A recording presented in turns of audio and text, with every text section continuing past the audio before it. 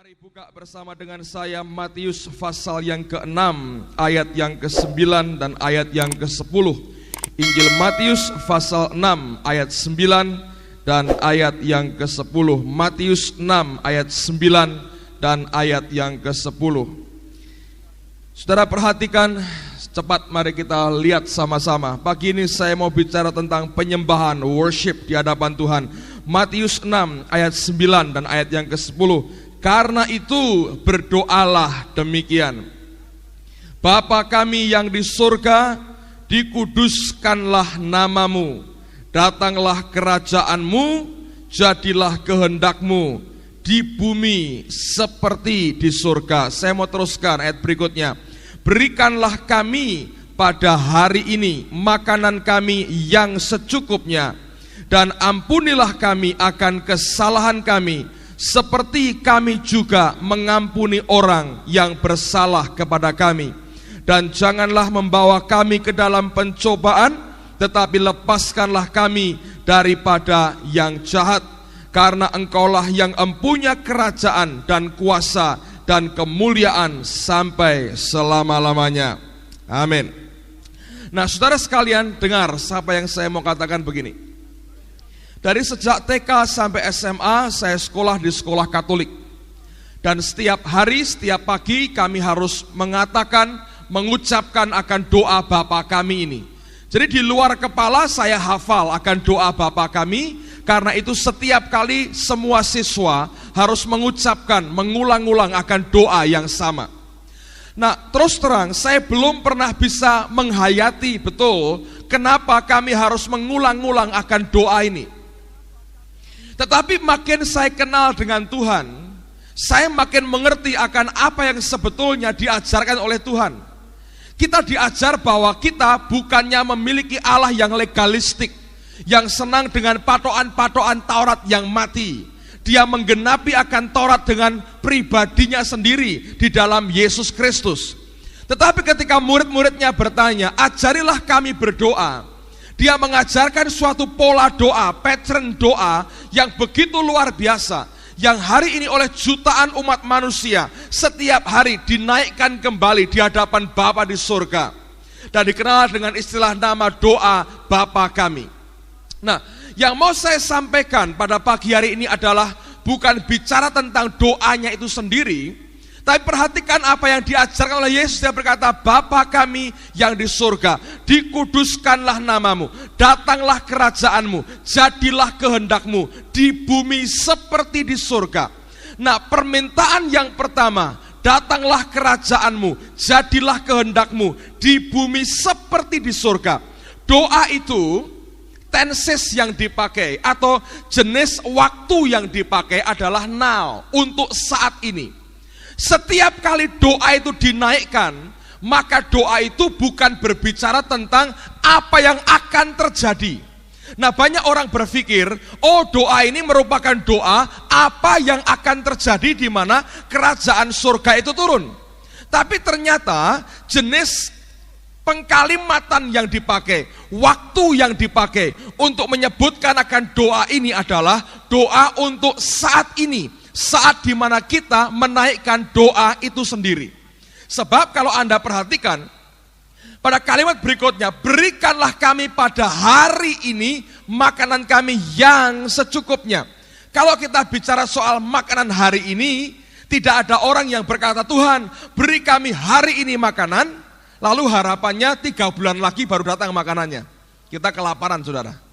Tapi betul sesungguhnya tensesnya, waktu yang dipakai itu menunjukkan hari ini. Artinya, setiap kali kita berdoa, datanglah kerajaanmu, jadilah kehendakmu, kita punya pengharapan.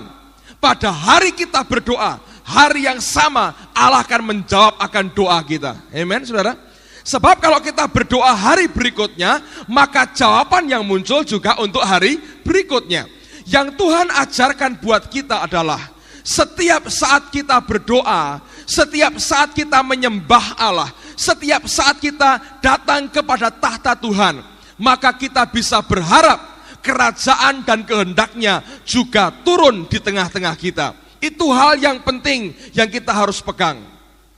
Banyak orang Kristen bertanya, kapan kerajaannya datang? Saya berkata, sesuai dengan apa yang diajarkan Yesus. Pada saat engkau berdoa, datanglah kerajaanmu, jadilah kehendakmu di bumi seperti di surga. Dia mengharapkan, kita juga punya pengharapan bahwa saat aku berdoa, saat aku datang kepada Bapa yang di surga, yang namanya aku kuduskan dan aku agungkan, pada saat yang sama kerajaannya boleh kita nikmati. Nah, pertanyaannya adalah bagaimana kerajaannya itu bisa datang di tengah-tengah kita? Bagaimana caranya? Perhatikan akan apa yang diajarkan Yesus. Dia berkata begini, Bapa kami yang di surga, dikuduskanlah namamu. Ada worship, ada penyembahan di hadapan Tuhan. Coba buka dulu Mazmur pasal yang ke-22. Mazmur pasal 22 ayat yang keempat. Mazmur pasal 22 ayat yang keempat. Padahal engkaulah yang kudus, yang bersemayam di atas puji-pujian orang Israel. Saya ulang lagi. Padahal engkaulah yang kudus, yang bersemayam di atas puji-pujian orang Israel. Terjemahan lain berbunyi, the praises of our fathers, puji-pujian, pengagungan, ibadah, penyembahan daripada nenek moyang kami, surrounded your throne, mengelilingi akan tahtamu ya Tuhan. Nah, saudara sekalian, Alkitab berkata, pujian kita itu mengelilingi tahta Tuhan. Perhatikan akan istilah ini. Ada tahta Allah, lalu pujian, penyembahan kita, ibadah kita mengelilingi akan tahta Tuhan. Nah, saya merenungkan bahwa sebetulnya apa yang ditulis dalam Mazmur 22 ini paralel dengan apa yang dituliskan di dalam kitab Wahyu pasal yang keempat. Coba buka Wahyu pasal yang keempat. Nanti akan saya jelaskan. Wahyu pasal yang keempat mulai ayat yang pertama. Wahyu pasal 4 mulai ayat yang pertama. Perhatikan saudara. Wahyu 4 mulai ayat yang pertama. Ke-24 tua-tua dan keempat binatang. Kemudian daripada itu aku melihat, sesungguhnya sebuah pintu terbuka di surga, dan suara yang dahulu yang telah kudengar berkata kepadaku, seperti bunyi sangkakala, katanya, naiklah kemari, dan aku akan menunjukkan kepadamu apa yang harus terjadi sesudah ini. Segera aku dikuasai oleh Roh, dan lihatlah sebuah tahta terdiri di surga, dan di tahta itu duduk seorang, dan dia yang duduk di tahta itu nampaknya bagaikan permata yaspis dan permata sardis, dan suatu pelangi melingkungi tahta itu gilang gemilang bagaikan samrud rupanya, dan sekeliling tahta itu ada 24 tahta, dan tahta-tahta itu duduk 24 tua-tua yang memakai pakaian putih dan mahkota emas di kepala mereka. Dan dari tahta itu keluar kilat dan bunyi guruh yang menderu, dan 7 obor menyala-nyala di hadapan tahta itu. Itulah ketujuh roh Allah. Dan di hadapan tahta itu ada lautan kaca bagaikan kristal di tengah-tengah tahta itu. Dan di sekelilingnya, perhatikan, ada 4 makhluk penuh dengan mata di sebelah muka dan di sebelah belakang. Adapun makhluk yang pertama sama seperti singa, dan makhluk yang kedua sama seperti anak lembu, dan makhluk yang ketiga mempunyai muka seperti muka manusia, dan makhluk yang keempat sama seperti burung nasar yang sedang terbang. Dan keempat makhluk itu masing-masing bersayap 6, sekelilingnya dan di sebelah dalamnya penuh dengan mata, dan dengan tidak berhenti-hentinya mereka berseru siang dan malam, Kudus, kudus, kuduslah Tuhan Allah yang Maha Kuasa, yang sudah ada dan yang ada dan yang akan datang. Dan setiap kali makhluk-makhluk itu mempersembahkan puji-pujian dan hormat dan ucapan syukur kepada Dia yang duduk di atas tahta itu dan yang hidup sampai selama-lamanya, maka tersungkurlah ke-24 tua-tua itu di hadapan Dia yang duduk di atas tahta itu, dan mereka menyembah Dia yang hidup sampai selama-lamanya, dan mereka melemparkan mahkotanya di hadapan tahta itu sambil berkata, "Ya Tuhan dan Allah kami, Engkau layak menerima puji-pujian dan hormat dan kuasa, sebab Engkau telah menciptakan segala sesuatu, dan oleh karena kehendak-Mu semuanya itu ada dan diciptakan." Dengar saya baik-baik, saudara. Alkitab mengatakan di surga siang dan malam ada 4 makhluk yang penuh mata. Dan keempat makhluk ini siang dan malam tanpa henti-hentinya menyembah akan Tuhan. Kudus, kudus, kuduslah Tuhan. Dia sembah Tuhannya siang malam tanpa berhenti. Nah, penyembahan inilah yang membuat 24 penatua tersungkur dan melemparkan mahkota mereka di hadapan akan tahta daripada Allah yang maha tinggi. Nah, hal itu paralel dengan apa yang dikatakan Mazmur bahwa Dia bersemayam di atas puji-pujian umatnya. Artinya, tahtanya turun di tengah-tengah orang yang menyembah dan memuji Tuhan. Ketika saya baca 2 bagian ini, saudara, Roh Kudus mengajar sesuatu. Sesungguhnya pujian yang paling berkenan di hadapan Tuhan adalah bentuk ibadah penyembahan yang persis sama dengan yang dibuat oleh 4 makhluk itu. Karena itulah yang setiap saat 24 jam setiap hari meninggikan, menyembahkan Allah begitu rupa sampai 24 penatua tidak layak menerima mahkota mereka dan dilemparkan kembali di bawah kaki daripada Allah yang maha kuasa. Nah, ini bentuk tingkat worship yang paling tinggi yang sebetulnya Allah inginkan juga turun di tengah-tengah kita. Nah, Mazmur menangkap sesuatu bahwa Allah itu hadir bertahta di atas puji-pujian. Dia bersemayam di atas ibadah penyembahan daripada umatnya. Kapan terjadinya? Kalau worship kita, kalau penyembahan kita bisa sinkron dengan apa yang terjadi di surga pada hari ini. Saudara, ini rahasia besar sebetulnya. Saya mau beritahu sekali lagi. Di surga ada 4 makhluk yang setiap hari, setiap saat menyembah Tuhan. Hari ini mereka menyembah Tuhan. 2 menit lagi mereka menyembah Tuhan. Tidak berhenti, terus menyembah. Mereka menyembah, mereka menyembah. Dan itu jenis penyembahan yang paling berkenan di hadapan Tuhan. Allah selalu berkenan dengan penyembahan mereka. Yang Tuhan mau adalah apa yang kita buat di bumi ini sinkron, sama, paralel dengan apa yang dibuat oleh 4 makhluk yang di surga. Makanya Mazmur berkata, Dia bersemayam di atas pujian umatnya. Sebagaimana Dia bersemayam di surga di atas penyembahan dan pujian dari keempat makhluk tadi. Nah, kata bersemayam dalam bahasa Ibraninya itu dari kata yasab dan punya 4 pengertian, 4 kemungkinan. Bersemayam sebagai apa? Coba tunjukkan. Yang pertama, duduk atau bersemayam sebagai seorang hakim atau seorang raja. Nah, saya mau beritahu saudara begini ya. Dalam setiap kebaktian dan juga penyembahan pribadi kita, ada 4 minimal 4 kemungkinan ini akan kita terima dari Tuhan. Kalau nyembah kita itu benar di depan Tuhan, saudara. Kalau nyembah kita itu pas dengan hatinya Allah. Kalau worship kita sinkron dengan apa yang Dia inginkan, maka Alkitab berkata Dia bertahta di atas pujian umatnya.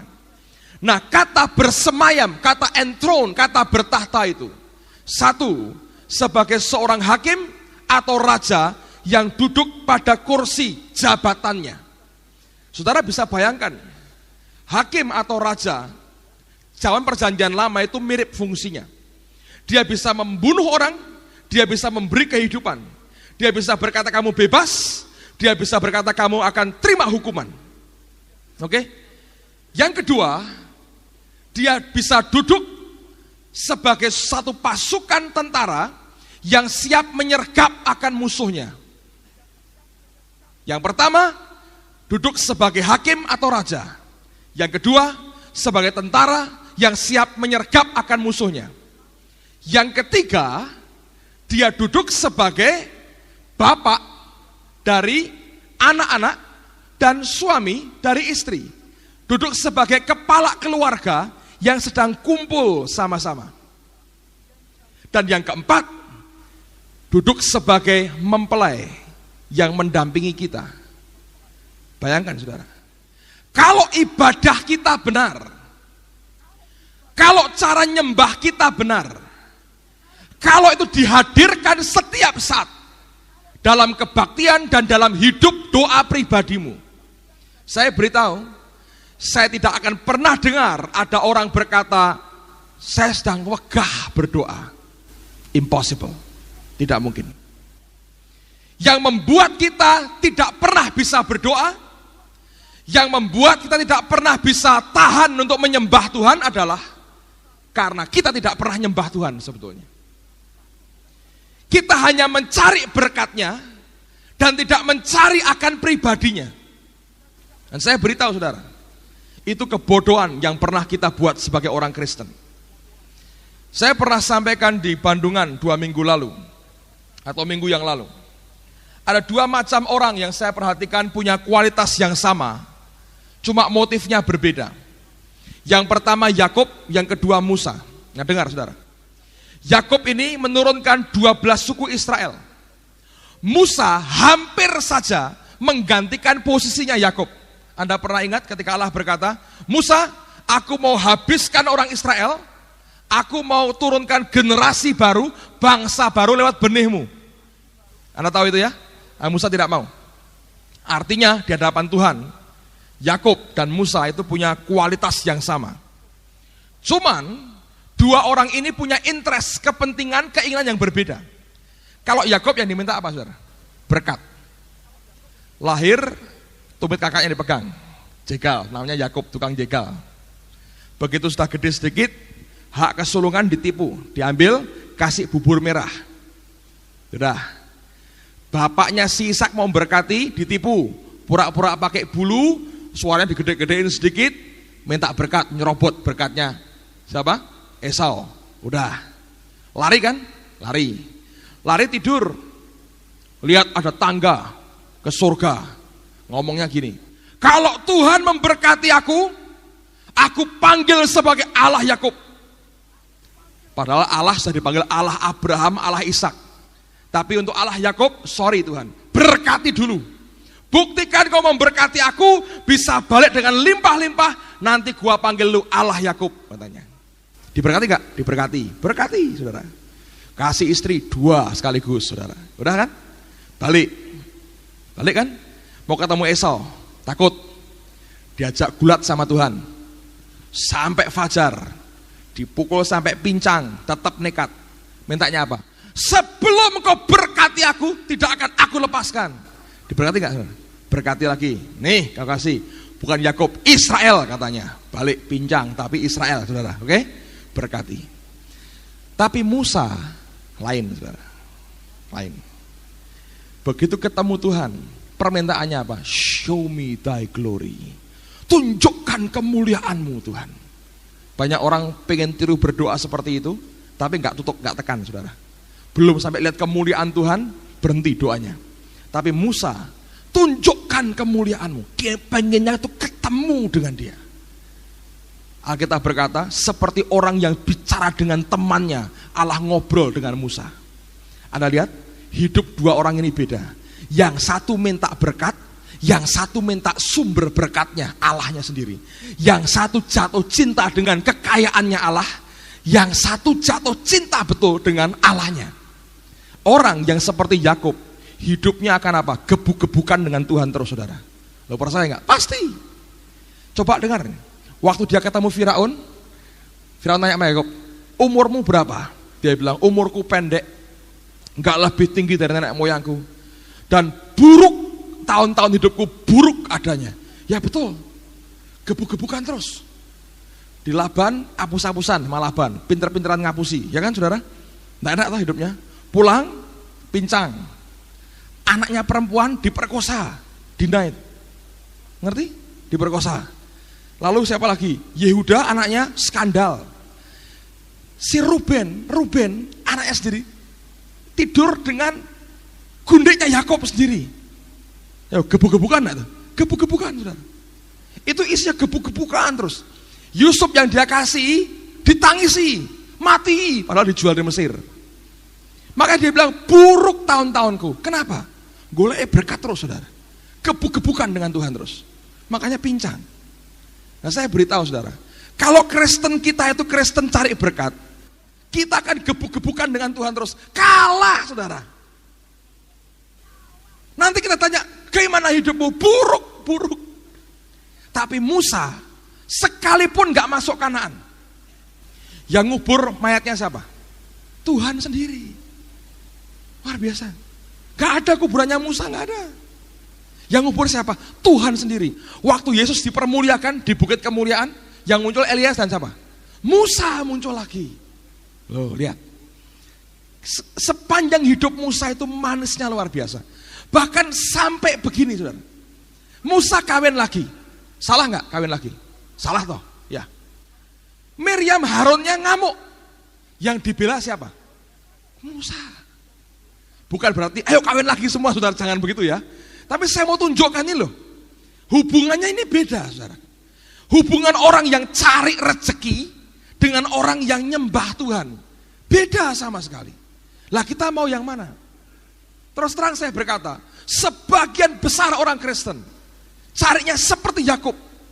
Ngajak gebuk-gebukan, gulat dengan Tuhan. Kalah, saudara. Makanya hidupnya gak pernah lurus. Goyang terus, pincang terus, saudara. Gak pernah sembuh. Baru sembuh, ngajak berantem Tuhan lagi. Terus seperti itu. Kenapa? Gak worship, gak nyembah dia, gak cari dia. Nah, yang Tuhan mau dalam hidup kita setiap hari adalah hidup karena penyembahan. Nanti 4 itu sebagai hakim atau raja, sebagai pasukan, sebagai kepala keluarga, sebagai suami, akan dengan sendirinya turun di tengah-tengah kita tanpa kita teriak-teriak minta, saudara. Nah, banyak orang Kristen cari berkatnya dulu, lalu Tuhan diajak gebuk-gebukan, nggak pernah bisa menang. Karena Kristennya Kristen Yakub, saudara. Tapi coba lihat Musa, manisnya luar biasa dengan Tuhan. Amen, saudara. Nah, ini loh yang saya mau sampaikan pada pagi hari ini. Jangan sampai kita Kristennya seperti Yakub, yang isinya hanya bergulat dengan Tuhan. Pada akhirnya dia berkata buruk semuanya. Tapi kalau kita seperti Musa, saudara akan tahu kemanisannya luar biasa. Allah mencari orang seperti ini, yang hatinya melekat ke dia, yang ingin menyembah kepada Allahnya. Yang dicari itu bukan berkatnya tapi Tuhannya. Otomatis semua yang dia miliki pasti dia beri, jangan khawatir dengan itu. Tapi yang dia cari dari hidup kita adalah bagaimana ada orang-orang percaya yang sungguh hatinya menyembah kepada Allah. Teruskan lagi, saudara. Sekarang mari kita buka 1 Petrus pasal yang pertama. Pada waktu kita menyembah dia dengan benar, pada waktu kita menyembah Tuhan dengan benar, maka seluruh kepribadian Allah tadi akan dicurahkan di tengah-tengah kita. Sebagai hakim, sebagai raja, sebagai pasukan yang berani, yang kuat, yang perkasa, sebagai keluarga, family, sebagai pasangan pernikahan, yang memberikan keintiman kepada kita, diberikan semua kepada kita. Waktu kita nyembah kita benar, cara ibadah kita benar, maka kepribadian Allah akan turun. Nah, ini akibatnya. 1 Petrus pasal pertama ayat 13. Sebab itu siapkanlah akal budimu, waspadalah dan letakkanlah pengharapanmu seluruhnya, bukan sebagian, seluruhnya. Pengharapan seluruhnya atas kasih karunia yang dianugerahkan kepadamu pada waktu penyataan Yesus Kristus. Ingat, ada kalimat pada waktu penyataan Yesus Kristus, at the revelation of Jesus Christ, pada waktu pewahyuan Yesus Kristus. Nah, pengharapan kita sebagai orang Kristen seringkali nggak bisa sepenuhnya kita letakkan. Kenapa? Karena kita tidak terima pewahyuan utuh dari dia. Kapan pewahyuannya muncul? Kalau kita nyembahnya benar. Jadi begini saudara, dengar baik-baik. Kalau kita bisa menghadirkan suasana surga itu turun di tengah-tengah kita, maka tahtanya juga akan turun di tengah-tengah kita. Kalau ibadahmu, penyembahanmu benar di depan Tuhan, maka tahta Tuhan akan ada di hadapan saudara. Seluruh kepribadiannya akan muncul di hadapanmu. Pada saat itulah sebetulnya, tidak usah kita teriak apapun, kita akan terima pewahyuan Yesus Kristus. Nah, pada saat yang sama, engkau akan bisa berharap mutlak kepada Dia, tanpa engkau pernah bimbang dan ragu lagi, saudara. Ngerti, saudara? Ambil contoh begini. Saudara ingin memindahkan di Balikpapan, itu ada airport baru. Beberapa tahun ini mereka buat airport baru. Dan airportnya itu aneh.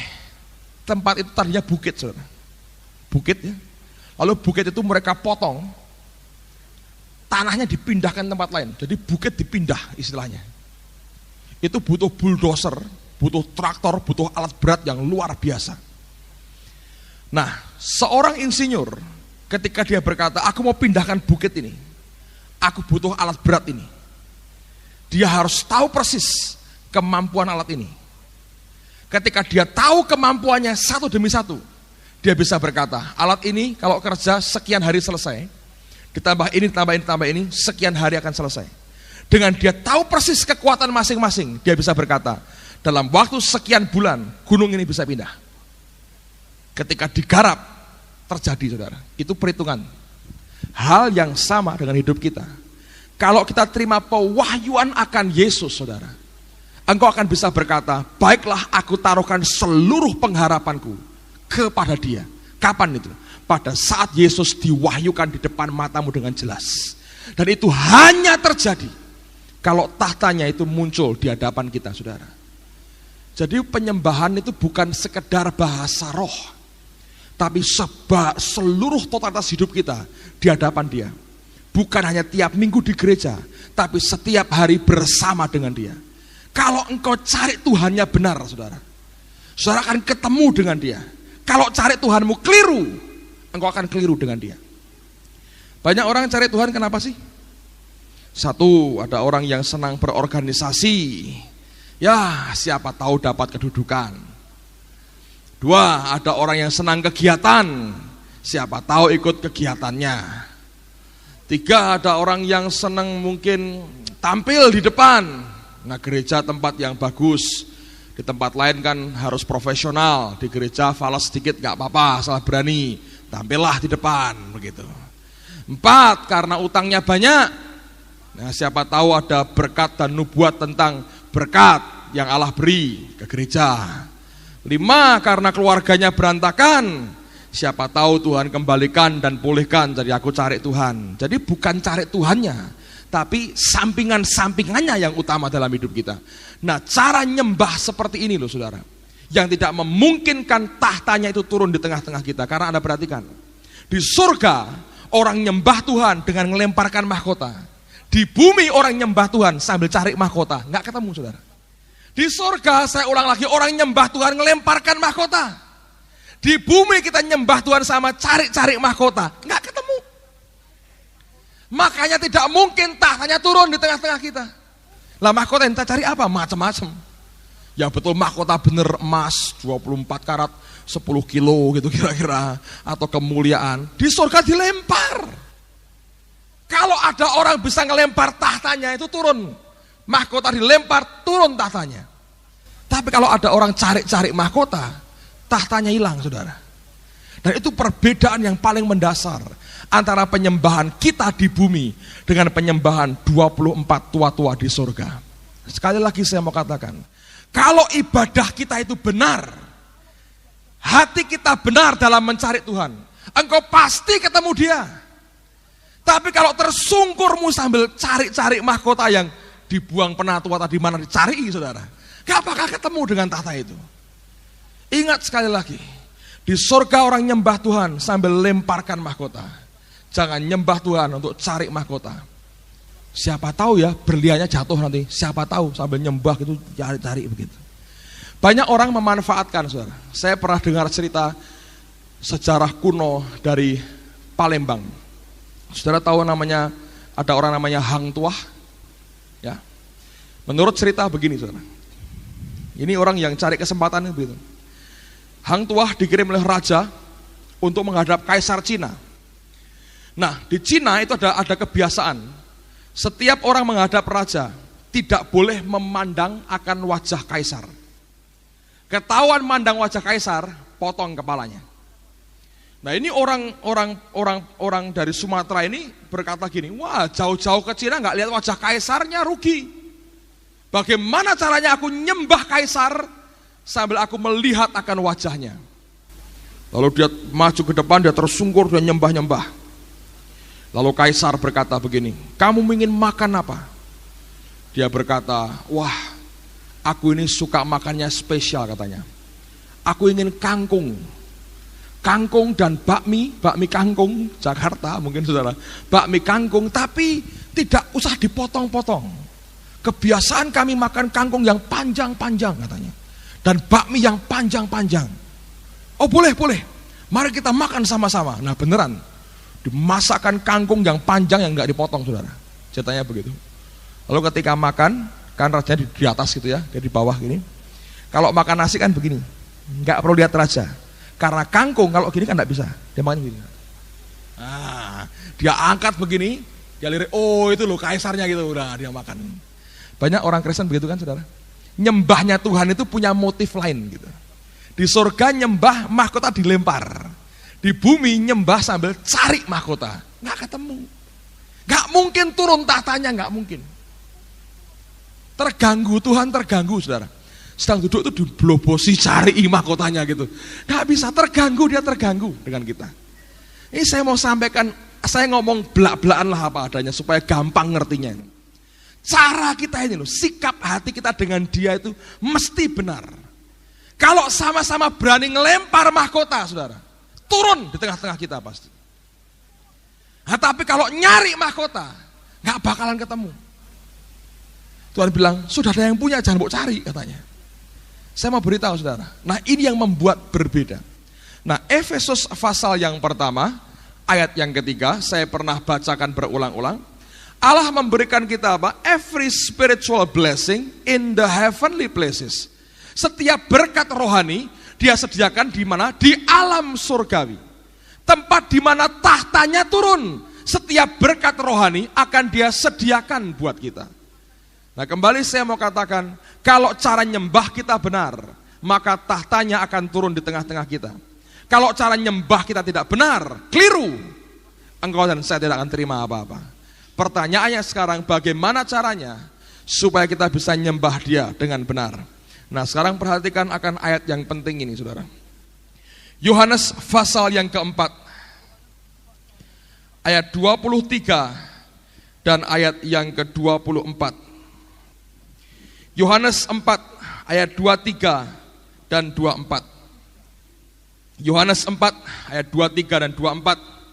Tetapi saatnya akan datang dan sudah tiba sekarang, bahwa penyembah-penyembah benar akan menyembah Bapa dalam roh dan kebenaran. Sebab Bapa menghendaki penyembah-penyembah demikian. Allah itu roh, dan barang siapa menyembah dia harus menyembahnya dalam roh dan kebenaran. The Living Bible menerjemahkannya begini. For it is not where we worship that counts. Bukan masalahnya di mana kita menyembah yang masuk hitungan Tuhan, bukan. Di rumah atau di gereja atau di mana, bukan soal itu saudara. But how we worship. Tapi bagaimana kita menyembah. Is our worship spiritual and real? Apakah penyembahan kita itu betul-betul rohani dan benar? Ya, bukan cari mahkota tapi ngelempar mahkota tadi. Do we have the Holy Spirit help? Apakah kita sudah terima pertolongan dari Roh Kudus? For God is Spirit, Allah itu roh, and we must have His help to worship as we should. Dan kita harus terima pertolongan dari Roh Kudus untuk bisa menyembah sebagaimana seharusnya kita menyembah. Tuhan berkata, bukan soal di mana kamu nyembah dia, tapi bagaimana cara kamu nyembah dia. Apakah betul rohani dan real, atau cuman di mulut dan cari mahkota? Itu perbedaannya, saudara. Ngerti? Nah, oleh karena itu penting sekali buat setiap kita hidup dalam roh Tuhan. Bukan hidup dalam kedagingan kita, tapi hidup di dalam roh. Rohani yang kuat, roh yang keluar akan membuat kita mampu menyembah Dia dengan benar. Dan sikap menyembah dengan benar itu akan membuat tahtanya turun. Kalau tahta Allah turun, sesuatu yang luar biasa akan terjadi di tengah-tengah kita. Ayat yang terakhir, 1 Korintus pasal yang kedua, ayat 10 dan ayat yang ke-11. Bahkan 13 saya bacakan sekaligus buat saudara. 1 Korintus 2, mulai ayat yang ke-10.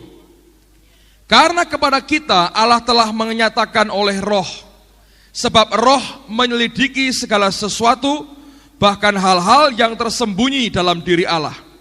Siapa gerangan di antara manusia yang tahu apa yang terdapat di dalam diri manusia, selain roh manusia sendiri yang ada di dalam dia? Demikian pula lah tidak ada orang yang tahu apa yang terdapat dalam diri Allah, selain roh Allah. Kita tidak menerima roh dunia, tetapi roh yang berasal dari Allah, supaya kita tahu apa yang dikaruniakan Allah kepada kita. Dan karena kami menafsirkan hal rohani kepada mereka yang mempunyai roh, kami berkata-kata tentang karunia-karunia Allah dengan perkataan yang bukan diajarkan kepada kami oleh hikmat manusia, tetapi oleh roh. The Living Bible menulis 2 poin. Pada ayat yang ke-10 dikatakan, His Spirit search out and shows us all of God's deepest secret. Rohnya itu mencari, menyelidiki, dan menyatakan kepada kita segala rahasia Allah yang paling dalam. Kalau kita bisa menyembah dengan benar, maka semua rahasia Allah yang paling dalam akan Dia buka dalam kehidupan kita. Ayat 13 Paulus berkata, so we use the Holy Spirit words. Kita memakai akan kalimat-kalimat dari Roh Kudus to explain the Holy Spirit fact, untuk menjelaskan fakta-fakta daripada Roh Allah sendiri. Luar biasa. Saya beritahu saudara, kalau kita tidak bersama Roh Kudus, tidak mungkin engkau akan tahu hal yang paling dalam daripada rahasia Tuhan. Dan hanya dengan kalimat-kalimat yang keluar dari perkataan-perkataan Roh Allah akan membuat kita mampu menjelaskan fakta-fakta kenyataan daripada Roh Kudus itu sendiri. Nah, saudara sekalian, sekali lagi, bukan oleh karena kekuatan manusia kita, tapi manusia roh kita ini harus keluar, terpancar keluar, dan baru penyembahan kita akan benar di hadapan Tuhan. Pada saat penyembahanmu benar, titiknya adalah satu, engkau akan lempar mahkota yang di atasmu ini di bawah kaki Tuhan. Hari ini banyak orang menyembah Tuhan untuk kepentingan-kepentingan tertentu. Saya berkata, pada level tertentu Allah biarkan itu, karena itu proses kita belajar. Tapi Tuhan mau pada saatnya kelak kita menyembah Tuhan bukan karena supaya aku diberkati, bukan lagi begitu, tapi supaya aku bisa memuliakan Dia. Pada titik seperti itu engkau akan lemparkan mahkotamu, engkau akan taruhkan di bawah kaki Tuhan. Engkau berkata, Tuhan, aku tidak layak terima apapun, semua berasal daripadamu. Pada saat hatimu dengan Tuhan seperti itu, tepat pada saat hatimu dengan Allah seperti itu, tidak ada kepentingan pribadi yang engkau mau hadapkan di hadapan Dia lagi. Itulah saatnya tahtanya turun, saudara. Pada saat itu engkau akan lihat kemuliaan Allah yang luar biasa. Nah, saya mau ajak kita semua belajar. Mari menyembah bukan dengan bahasa roh yang keras, tapi dengan sikap hati yang benar. Karena kalau saudara bisa hadirkan setiap hari dalam rumah tanggamu, engkau sembah Dia seperti itu, saudara akan melihat realita kenyataan Tuhan yang begitu dahsyat dalam kehidupan kita. Banyak orang bertanya, kenapa saya berdoa enggak bisa tahan lama? Karena engkau tidak ketemu dengan Tuhan. Kalau engkau ketemu dengan Tuhan, engkau tidak akan pernah mikir jam dan menit dan sebagainya. Setiap kali engkau ketemu dengan Dia, engkau akan berkata, itulah kekekalan, saudara. Amen. Tahukah Anda, saat kau ketemu dengan Allahmu, kekal adanya. Waktu tidak pernah jadi masalah dalam kehidupan kita, karena kita jumpa dengan Allah kita. Yang membuat kita nggak bisa berdoa, karena kita tidak ketemu dengan Tuhan. Kenapa nggak ketemu? Karena kita cari mahkota dan bukan melempar mahkota. Kalau kita lempar mahkota, tahta dari yang kekal itu akan di tengah-tengah kita. Pada saat itu, dia bisa datang sebagai hakim. Dan tiba-tiba engkau diberi kebebasan oleh dia. Mungkin sebagai tentara, engkau diajak bertempur dalam peperangan rohani. Dan tiba-tiba mungkin kemanisan keluarga, family of God, tercipta di tengah-tengahmu. Atau keintiman suami istri, engkau dapatkan bersama dengan Allahmu. Saya beritahu saudara, itu hal yang luar biasa, amazing sekali.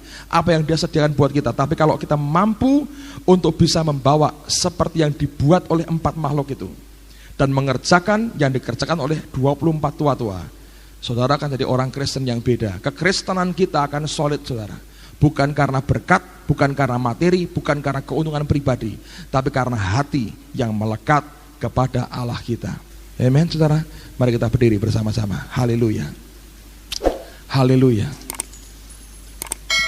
Mari berdiri sama-sama. Come. Haleluya. Haleluya.